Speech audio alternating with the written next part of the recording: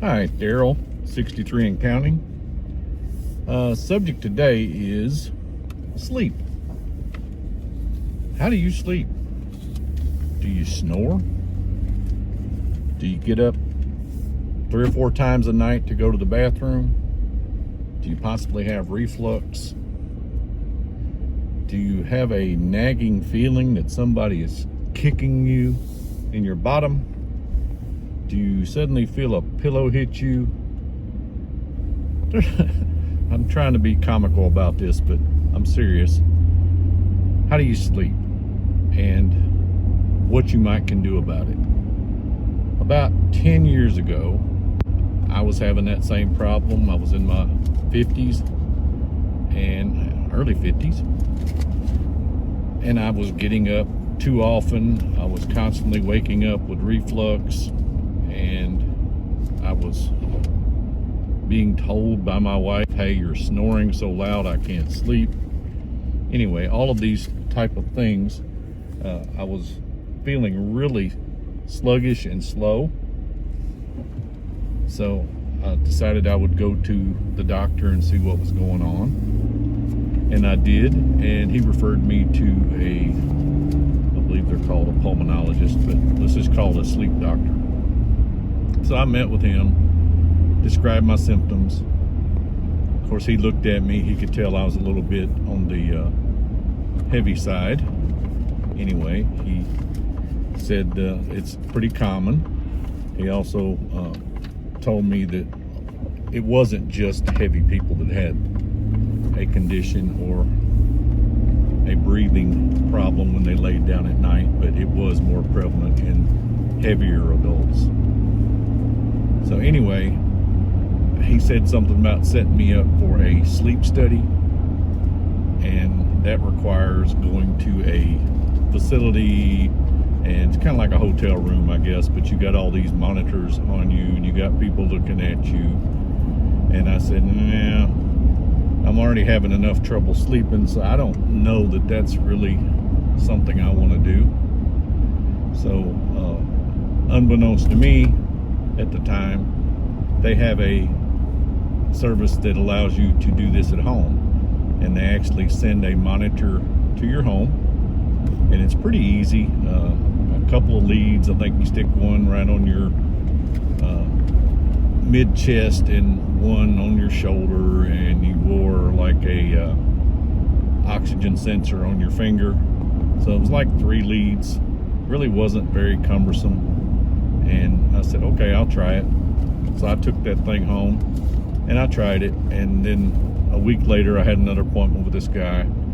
And of course, the equipment had a card in a computer card, SD card, and he could read the results.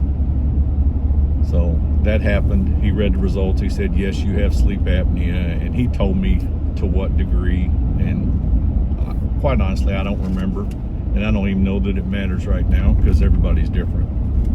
But anyway, he prescribed me some equipment, and because normal insurance, they'll pay for that, but only after a deductible. I just chose to buy my equipment outright. I believe if you're on Medicare or something, I believe they actually have a service and will pay for these.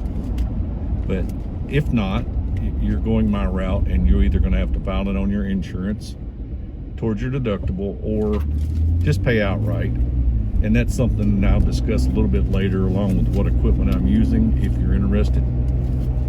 But anyway, I got that CPAP, and I wore it, and I was, of course, worried, just like you are. Well, how am I going to sleep with this thing on my face, and is it going to bother my wife? I just don't think I can do that. And trust me, I understand. I had some exposure to it because my father had started wearing one a few years before, so I'd seen it, and I realized that it was probably something akin to the Darth Vader effect. That's what my wife calls it anyway, is she's sleeping with Darth Vader, because when you watch somebody with one of these on, you hear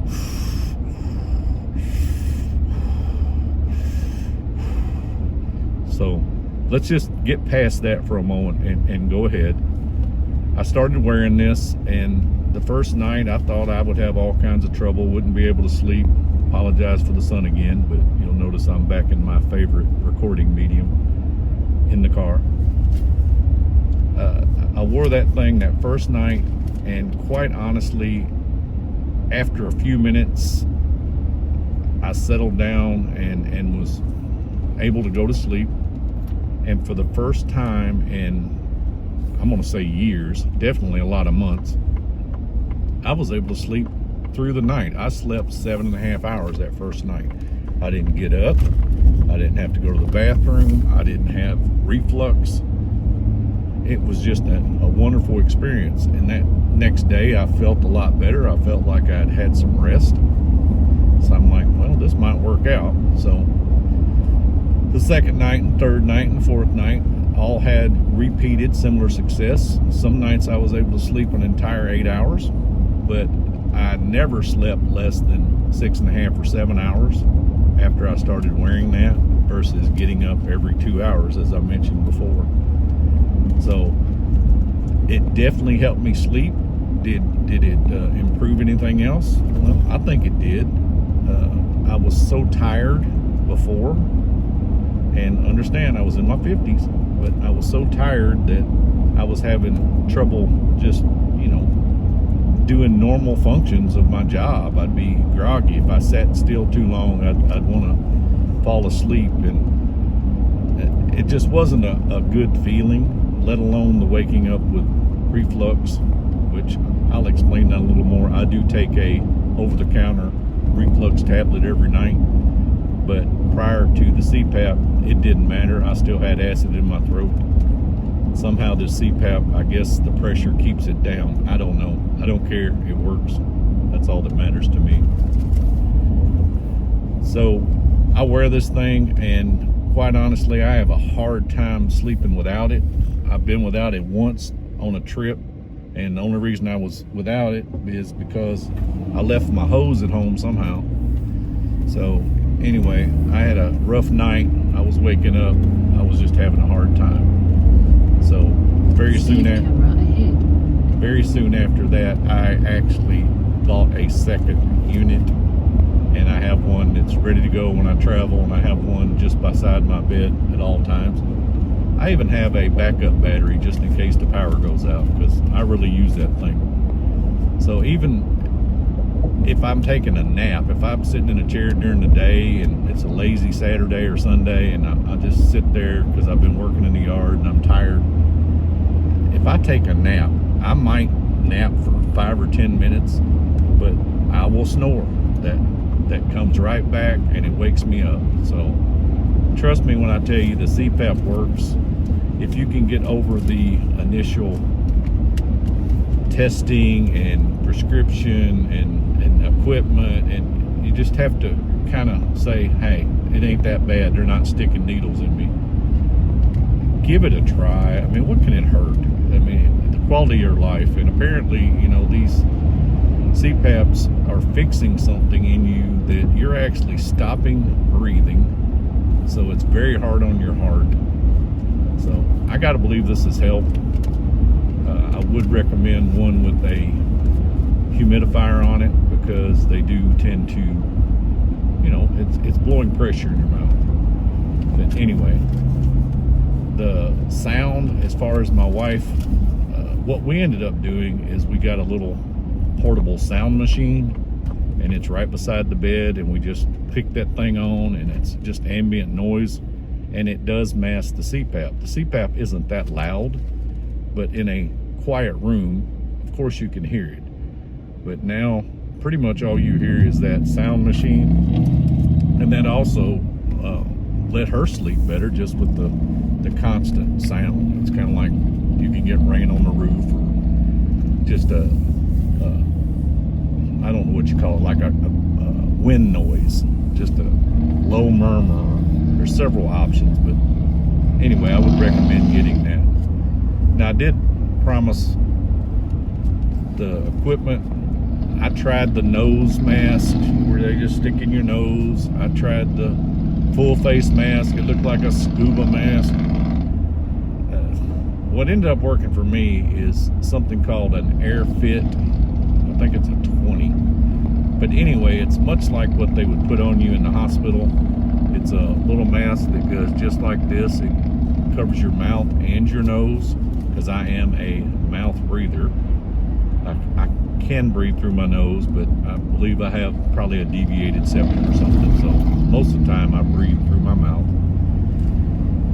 But I use that equipment. They are not sponsoring this, by the way. They're welcome to send me a new machine. I'm due for one, but I'm not after a sponsorship. I'm just trying to tell you guys about the benefits of wearing a CPAP.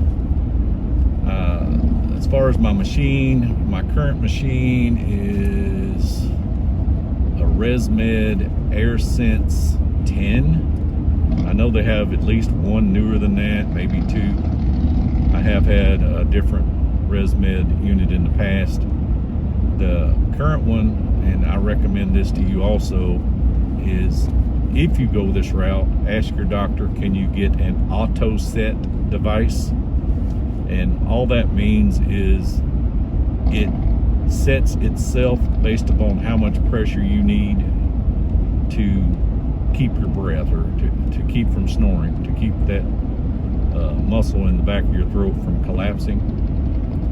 When I was first diagnosed, they had me set it to, I'm gonna pick a number, I don't remember, I'm gonna say 10. So it was just set, and it blowed that much pressure all the time.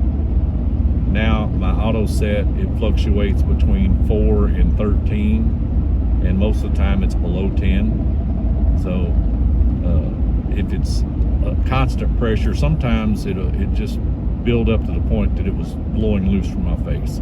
So I would highly recommend the auto set device.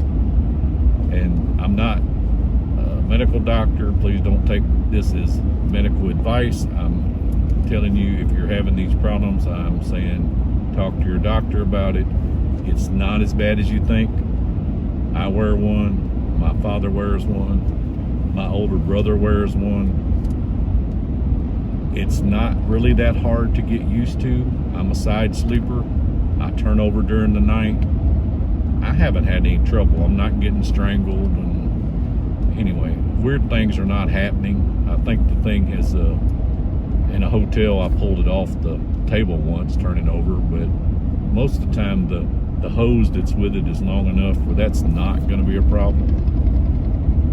So I wanted to share that with you guys today. It was just something that was on my mind. I don't know why, but it helped me, and it might help a lot of you.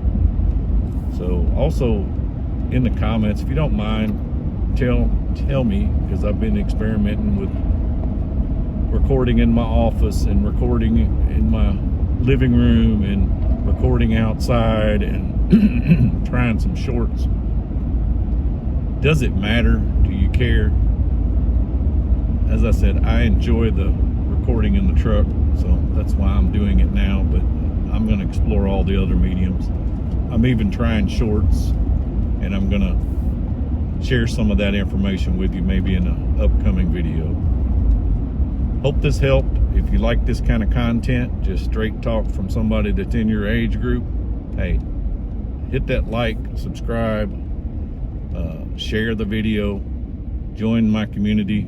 I don't even know if I know how to create it, but I'd love to have one. So with that said, this loud truck in front of me, I think I should probably get off of here. And until next time, I'm 63 and counting. Have a good day.